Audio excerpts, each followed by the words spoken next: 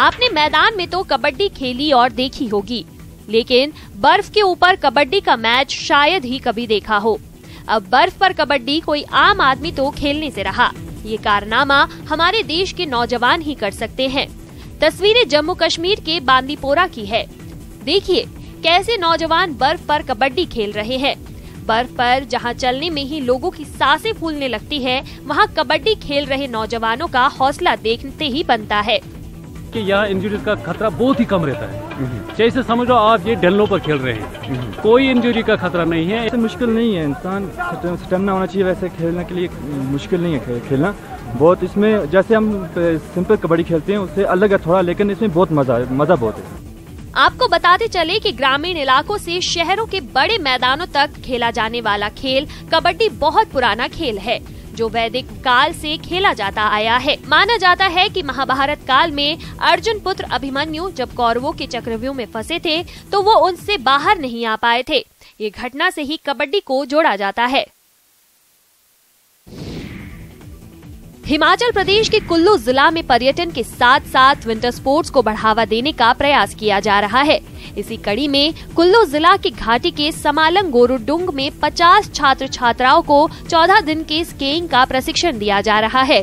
Kullu valley adventure sports activities association के अध्यक्ष सेवानिवृत्त कैप्टन तारा चंद ने कहा कि कुल्लू जिले में मुख्य संसदीय सचिव सुंदर सिंह ठाकुर के प्रयासों से एडवेंचर स्पोर्ट्स को बढ़ावा दिया जा रहा है। उन्होंने कहा कि कुल्लू जिला की लाल घाटी के गोरुडुंग स्कीइंग साइट चिन्हित कर घाटी के युवाओं को एडवेंचर स्पोर्ट्स में आगे बढ़ना चाहिए और उसके लिए 14 दिवसीय बेसिक स्कीइंग कोर्स चलाया जा रहा है। इस तरह घाटी के समालंग गोरुडुंग को पर्यटन स्थल के रूप में विकसित किया जा रहा है। 5 मिनट में 5 अलग अलग राज्यों की स्टाइल वाली साड़ी बांधने वाली लड़की दर्शकों को मंत्र मुग्ध कर गई। निफ्ट रायबरेली कैंपस में 2 दिवसीय वार्षिक उत्सव चल रहा है। कोरोना काल में 2 साल बाद बंद पड़े इस उत्सव को इस बार स्पेक्ट्रम 2023 के नाम से मनाया जा रहा है। इस दौरान सांस्कृतिक कार्यक्रम और खेलकूद प्रतियोगिताओं के अलावा परिसर के विशाल ऑडिटोरियम में संस्थान की प्रतिभाएं खूब तालियां बटोर रही हैं। कॉमिक थीम पर आयोजित इस कार्यक्रम में देश विदेश के कार्टून कैरेक्टर को विभिन्न रूपों में सामने लाया गया है। इस दौरान 3 मिनट में कैनवस पर चित्र उकेरने के साथ 5 मिनट में 5 अलग अलग राज्यों की स्टाइल वाली साड़ी बांधने वाली छात्रा ने लोगों को स्तब्ध कर दिया। इसके अलावा निफ्ट के छात्रों की कबाड़ से बेहतरीन सामान बनाकर देने का टैलेंट भी सामने आया। छात्रों ने कबाड़ से बैटमैन का वाहन बनाकर पूरी थीम तैयार कर दी। संस्थान के निदेशक की माने तो हर वर्ष आयोजित होने वाले इस कार्यक्रम के दौरान छात्र छात्राओं का टैलेंट विकसित होता है। वहीं छात्र छात्रा भी मानते हैं कि ऐसे कार्यक्रम उनके लिए लाभप्रद हैं। माउंट आबू में 2 दिवसीय फाग उत्सव हो रहा है, जिसमें देश के जाने माने भजन गायक अपनी प्रस्तुति से जनता को मंत्रमुग्ध कर रहे हैं। गुरुवार रात जानी मानी भजन गायिका रेशमी शर्मा और जयपुर के अभिषेक ने शाम के एक से एक भजन गाकर सभी को मंत्रमुग्ध कर दिया। भक्ति के गीतों के साथ बाबा श्याम की महिमा का बखान किया जा रहा है। फाग महोत्सव में तरह तरह की बाबा श्याम की झांकियां सजाई गई है, जिसे देखने के लिए भक्त घंटों दरबार में बैठे नजर आ रहे हैं। माउंट आबू में सुप्रसिद्ध भजन गायिका श्याम लाडली रेशमी शर्मा जी जो समस्तीपुर बिहार से यहाँ पधारी है, जो अपना स्टेज पे बहुत अच्छा परफॉर्मेंस दे रही है, इसको हमको बहुत बड़ी खुशी है कि वो हर साल यहाँ पधारे। ऐसे ही हमारी मनोकामना है। चाहते हैं कि हर साल हम हर वर्ष ऐसे ही प्रोग्राम करा रहे। शाम में मटल माउंट आबू अपनी तहे दिल से पूरी। रोज लाखों श्रद्धालु बाबा महाकाल के दरबार में हाजिरी लगाने पहुंचते हैं। आम के साथ खास का भी इस दर पर तांता लगा रहता है। इसी कड़ी में साउथ के मशहूर एक्टर ठाकुर अनूप सिंह भी महाकाल धाम पहुंचे। यहां उन्होंने आने वाली फिल्म की सफलता की कामना के साथ तड़के होने वाली बाबा महाकाल की भस्म आरती में भी शिरकत की। गर्भगृह में बाबा का पूजन और अभिषेक किया। मंदिर समिति ने भी उन्हें प्रसाद, तस्वीर और शॉल भेंट कर सम्मानित किया। ठाकुर अनूप सिंह अब तक 14 टीवी सीरियल और 15 साउथ इंडियन फिल्मों में काम कर चुके हैं। अनूप सिंह महाभारत सीरियल में धृतराष्ट्र का किरदार भी निभा चुके हैं। अनूप ने कहा, वे पहले भी यहां आए थे लेकिन भगवान के दर्शन नहीं हो पाए थे। अब बाबा महाकाल के समक्ष सिर झुकाकर धन्य हो गए।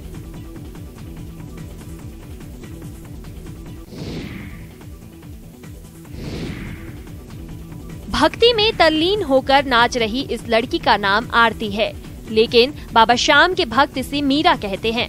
श्याम की मीरा कुछ साल पहले तक सरकारी नौकरी करती थी, लेकिन अब सब छोड़कर खाटू श्याम में ही अपना डेरा डाल लिया है। अब आप सोच रहे होंगे कि ऐसा क्या हो गया आरती के साथ कि वो श्याम की मीरा बन गई। तो सुनिए, 5 सितंबर 2013 25 साल की आरती टाक खाटू श्याम जी की पदयात्रा कर रही थी। रात के करीब 8 बज रहे थे, तभी एक मोटरसाइकिल पर 3 लड़के आए और आरती को परेशान करने लगे, उसके साथ छेड़छाड़ करने लगे। रात के घुप अंधेरे में इसकी मदद करने के लिए कोई नहीं था, न ही आरती को बचाने का कोई उपाय सूझ रहा था। बदहवास आरती बेहद घबरा गई थी। सुनसान सड़क पर नजर दौड़ाई, लेकिन दूर दूर तक कोई नजर नहीं आया। तभी अचानक से एक दूध वाला गाड़ी पर आया। उसे देखकर तीनों बदमाश भाग खड़े हुए और आरती सुरक्षित धर्मशाला पहुंच गई। 2015 से उसने सरकारी नौकरी छोड़कर खाटू श्याम में ही अपना डेरा डाल लिया। आज यहाँ हर शख्स आरती को मीरा कहता है। 7 साल से वो घर नहीं गई।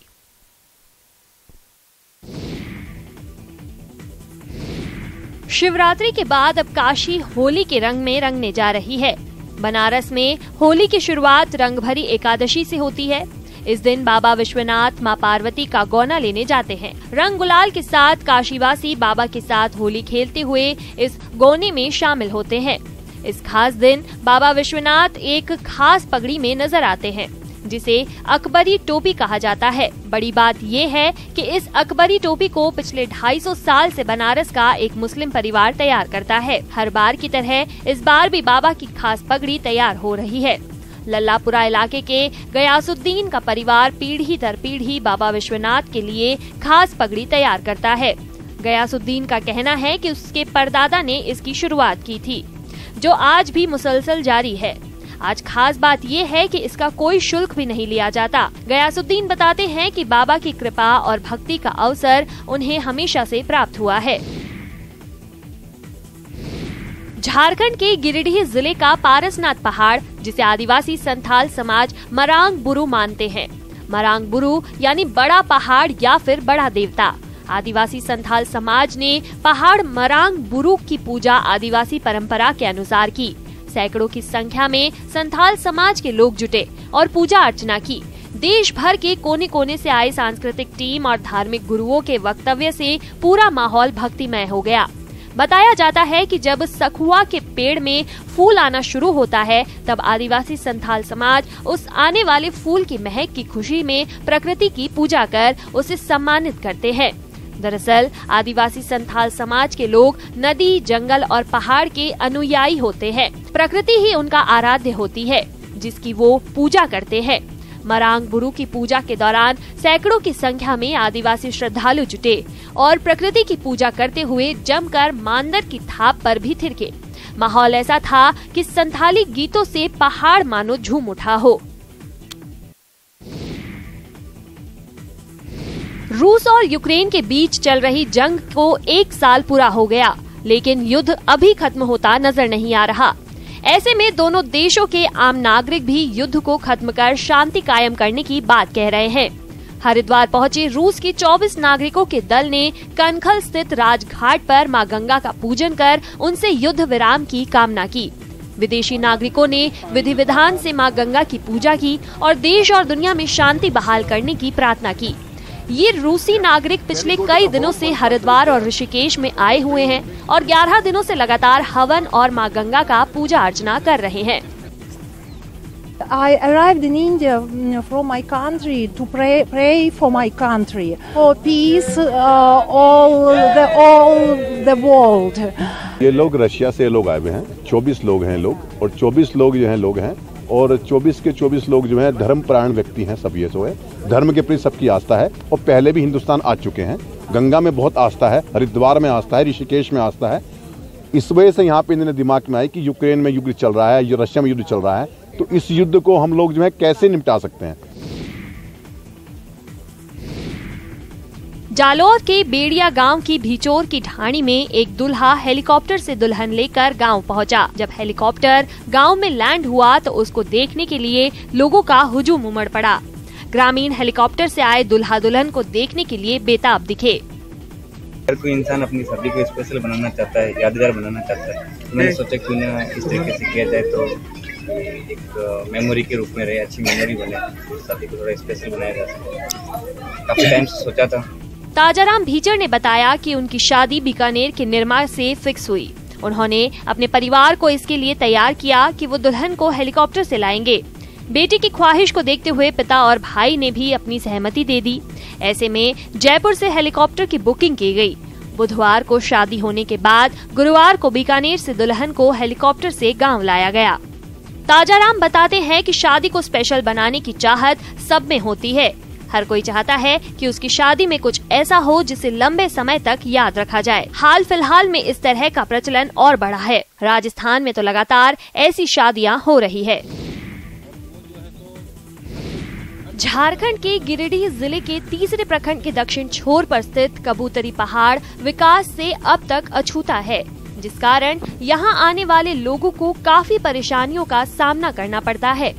आपको बताते चले कि कबूतरी गिरिनाथ धाम 3 तरफ से नदी से घिरा है, जो यहाँ के दृश्य को और भी मनोरम बना देता है।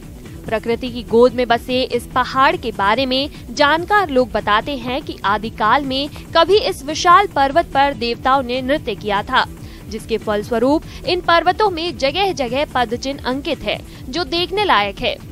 इस पहाड़ी में चारों तरफ पत्थरों पर छोटे बड़े पैर के निशान हैं, जिसे देखने लोग दूर दूर से आते हैं। लोगों का मानना है कि देवी देवता इस पहाड़ पर झूमर खेला करते थे, जिसके कारण ही इस पहाड़ी का नाम झूमर खेलवा पहाड़ी पड़ा है। लोग ये भी मानते हैं कि झूमर खेलवा पहाड़ी से करीब 1 किलोमीटर दूर पूरब दिशा के पहाड़ी गुफा में एक साधु लगातार जाप किए करते थे। उन्होंने ही आज से करीब 150 साल पूर्व एक शिवलिंग की स्थापना की थी, जो आज भी मौजूद है और लोग पहुंचकर पूजा अर्चना करते हैं, मन्नतें मांगते हैं। दुनिया के कोने कोने में हिंदुस्तानी म्यूजिक बेहद ही पसंद किया जाता है। सिर्फ बॉलीवुड ही नहीं बल्कि टॉलीवुड और भोजीवुड के गाने भी लोगों के सिर चढ़कर बोलते हैं। रील बनानी हो या फिर वीडियो बनाकर लोगों के दिलों पर राज करना हो, इसके लिए हर किसी की पहली पसंद होते हैं इंडियन गाने, क्योंकि वो भी जानते हैं कि हर किसी के दिल तक पहुंचने का सबसे आसान रास्ता हिंदुस्तानी गाने ही है।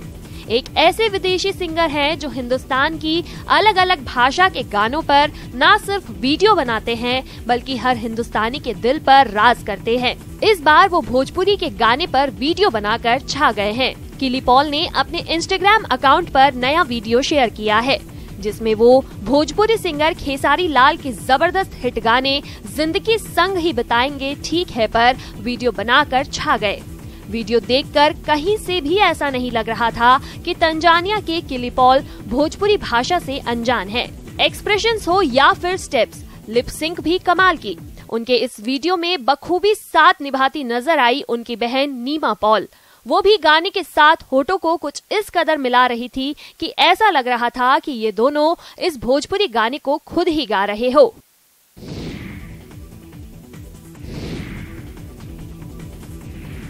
बाबा तुलसीदास ने लिखा है, परहित सरसी धर्म नहीं भाई, पर पीड़ा सम नहीं अधमाई। यानी परोपकार से बढ़कर दूसरा धर्म नहीं है और किसी को दुख पहुंचाने से बढ़कर दूसरा कोई अधर्म नहीं है। उत्तराखंड की अल्मोड़ा पुलिस भी बाबा के बताए आदर्शों पर चलते हुए मानवता की मिसाल कायम कर रही है। पुलिस बुजुर्ग महिला की देखभाल कर रही है, उन्हें उपचार मुहैया करा रही है। मिली जानकारी के मुताबिक बीती 10 फरवरी को एसएसपी अल्मोड़ा प्रदीप कुमार राय को सूचना मिली कि द्वाराहाट बगवाली पोखर क्षेत्र के ग्राम डोटल गांव में 80 वर्षीय एक वृद्ध जयंती देवी अकेली रहती है। माताजी को गिरने से चोट लगी है, इसीलिए चल फिरने में असमर्थ है और उनकी देखभाल के लिए कोई नहीं है। इस पर एसएसपी ने मानवता दिखाते हुए तुरंत थानाध्यक्ष द्वाराहाट को बुजुर्ग महिला के घर पुलिस टीम भेजकर उनको उपचार के लिए अस्पताल भेजने का निर्देश दिया। पुलिस ने महिला को द्वाराहाट अस्पताल में भर्ती कराया। पुलिस न सिर्फ महिला की देखभाल कर रहे हैं बल्कि उनका बेहतर इलाज भी करा रहे हैं। हर तरफ मुल्क के स्थापना दिवस का जश्न है। सड़कें और इमारतें दुल्हन की तरह सजी है और हर चेहरे पर उल्लास है। तस्वीरें सऊदी अरब की राजधानी रियाद की है। शहर भर के स्थान परेड को लाइव प्रदर्शन से गुलजार है। मुल्क का कोना कोना स्थापना दिवस समारोह में रंग चुका है। पारंपरिक परिधानों से सजे परिवारों को देखने के लिए सड़कों पर भीड़ है। हर तरफ बस जश्न ही जश्न है। संस्कृति मंत्रालय ने राजकुमारी नौराहा विश्वविद्यालय के रेड हॉल में सऊदी अरब के इतिहास पर प्रकाश डालते हुए एक संगीत प्रदर्शन का आयोजन किया है। 20 फरवरी से शुरू हुआ ये शो 27 फरवरी तक चलेगा। सऊदी अरब ने अपने स्थापना दिवस समारोह के बीच भारत के साथ अपनी मजबूत दोस्ती का खुलासा किया। Proud and happy about this, and Saudi Arabia have changed because a lot of tourists come to my country, and I feel proud. Everything is changed from 10 years maybe. हमारे बच्चे कैसे स्कूल पढ़े तो कैसे पढ़े। आप देखो यहाँ से ऊपर 5 किलोमीटर पुराना जाना पड़ता है। वहाँ से हमारी सारी एसटी बरादरी ऊपर बैठी हुई है, तो बच्चे स्कूल नहीं जा पाते। अगर ऊपर से भेजे तो वहाँ पे शेर का डर है, कहाँ जाए। यहाँ से भेजे तो कोई बच्चा गिर जाए, आप ये सामने देख रहे हो। तो हमें हर चीज की मुश्किलात करनी पड़ती है। स्कूल की तो हमें सबसे ज्यादा किल्लत है। बेबसी और गुस्से में लिपटी ये आवाज उस बाप की है जिसके बच्चे स्कूल नहीं जा पाते। अगर इस शख्स के बच्चे पहाड़ों से होकर स्कूल जाए तो रास्ते में बाघ और शेर जैसे खूंखार जानवरों का डर, और अगर कामचलाऊ पुल से होकर पढ़ने जाए तो उफनते पानी में गिरने की आशंका। इसीलिए पढ़ाई लिखाई के बदले अभिभावक अपनी औलाद की जिंदगी चुनते हैं। ये व्यथा कथा किसी एक शख्स की नहीं, ये इन जैसे कई अभिभावकों की परेशानी का सबब है। जी हाँ, जम्मू कश्मीर के डोडा के इस इलाके में रहने वाले लोग एक अदद पुल की आस में अपने बच्चों को पढ़ा नहीं पा रहे। इन लोगों की अब यही मांग है जिला इंतजामिया से, जो यहाँ पर पुल है, इस पुल को जल्द से जल्द तैयार किया जाए, नया दिया जाए, ताकि यहाँ के लोग आर पार करने में इन्हें कोई भी मुश्किल का सामना ना करना पड़े। उत्तराखंड में बारिश और बर्फबारी नहीं होने से हर तरफ संकट मंडराया हुआ है, लेकिन मौसम के इस बदले रुख की सबसे अधिक कीमत हिमालय रेंज में मौजूद ग्लेशियर्स को चुकानी पड़ सकती है। इस बार बर्फबारी कम होने से ग्लेशियर्स में बर्फ काफी कम जमी हुई है। ऐसे में तेजी से बढ़ता पारा ग्लेशियर्स के गलने की रफ्तार में कई गुना इजाफा कर सकता है। यही नहीं, गर्मियां आने के साथ ही ग्लेशियर्स के गलने से बाढ़ का भी खतरा बढ़ेगा। ग्लेशियर्स पर मंडराए इस खतरे का असर उत्तराखंड के साथ ही गंगा यमुना के मैदानी इलाकों पर भी पड़ेगा। माना जा रहा है कि मौसम का बदला रुख तेजी से जंगलों में आग की चपेट में लेगा। ऐसे में आग से निकलने वाला ब्लैक कार्बन ग्लेशियर्स को खासा नुकसान पहुंचाएगा। ब्लैक कार्बन की तपिश भी ग्लेशियर्स को गलाने में अहम रोल अदा कर सकती है। ग्लेशियर हिमालय के साथ ही पूरे देश और दुनिया में मौसम का प्रतीक है। ऐसे में जब इनकी स्थिति में खासा बदलाव आएगा तो करोड़ों की आबादी इससे सीधे प्रभावित होगी।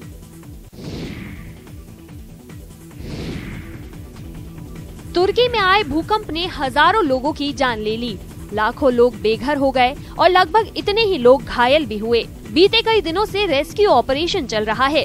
इन सब के बीच भारत के राष्ट्रीय भूभौतिकीय अनुसंधान संस्थान यानी NGRI के मुख्य वैज्ञानिक ने उत्तराखंड में भी तुर्की जैसे भूकंप की चेतावनी दी है। उनका कहना है कि उत्तराखंड में भी तुर्की की तीव्रता वाला भूकंप आ सकता है। वैज्ञानिक मानते हैं कि मेन सेंट्रल थर्स्ट के इस इलाके में 200 साल से कोई बड़ा भूकंप नहीं आया, लिहाजा यहाँ कभी भी बड़ा भूकंप आ सकता है। टर्की के ताज़ा भूकंप के बाद तो इसे लेकर चिंता और भी गहरा गई है। बचाव और राहत कार्य के लिए भी अत्याधुनिक उपकरण मंगाए जा रहे हैं। इसके अलावा डिजाइन के सहयोग से बनाए गए भूकंप के अर्ली वार्निंग ऐप पर एडवांस वर्जन भी तैयार किया है। अगले कुछ दिनों से इसे आप अपने मोबाइल के प्ले स्टोर से डाउनलोड कर सकते हैं। 5 से 6 तीव्रता के बीच का भूकंप आया तो कुछ सेकंड पहले आपके मोबाइल पर बजने वाला सायरन आपका जीवन बचा सकता है। राजसमंद जिला लगातार डॉक्टर्स की कमी से जूझ रहा है। जिले में डॉक्टर्स के 52 पद खाली है। इसी कमी को दूर करने के लिए जिला प्रशासन और चिकित्सा विभाग ने DMFT फंड से टेम्पररी बेसिस पर 20 पदों के लिए भर्ती की विज्ञप्ति निकाली। मुख्य चिकित्सा और स्वास्थ्य विभाग ने UTB पर 20 पदों के लिए वॉक इंटरव्यू भी रखा, लेकिन चिकित्सा विभाग के अधिकारी इंतजार करते रह गए।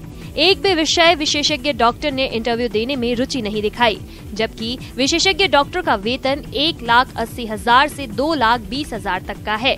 वहीं 32 मेडिकल ऑफिसर्स के लिए सिर्फ 8 ने इंटरव्यू दिया।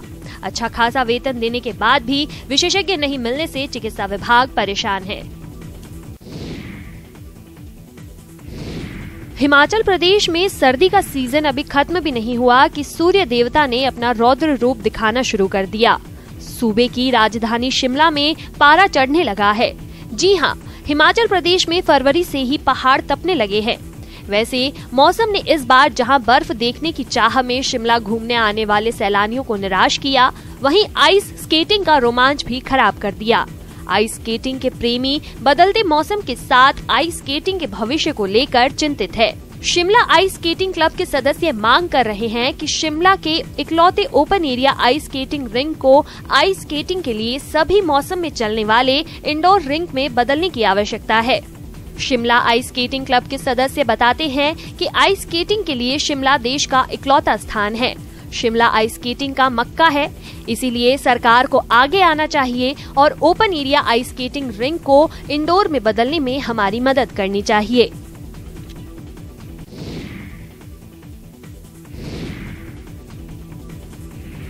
गांव-गांव हाथियों का कहर। छत्तीसगढ़ के अलग अलग शहरों में हाथी जमकर उत्पात मचा रहे हैं। क्या जशपुर, क्या धमतरी, क्या गरियाबंद और क्या दूसरे जिले, जगह अलग है बस। हाथियों का कहर लगभग सभी जगह एक जैसा। तस्वीरें देखिए, हाथियों का ये झुंड गरियाबंद जिले से गुजर रहा है। मैनपुर तौरंगा क्षेत्र से गुजरते हुए हाथी जमकर उत्पात मचा रहे हैं, फसलों को रौंद रहे हैं। 32 हाथियों का झुंड 2 भागों में बंटकर तबाही मचा रहा है। गांव में घुसकर कई घरों को भी हाथियों ने तोड़ दिया है। इधर हाथी की धमक से ग्रामीणों में दहशत है। रतजग्गा कर रहे ग्रामीण हाथियों को खदेड़ने में लगे हैं। वन विभाग ने दर्जनों गांव में अलर्ट जारी किया है। उनसे एहतियात बरतने की अपील की गई है।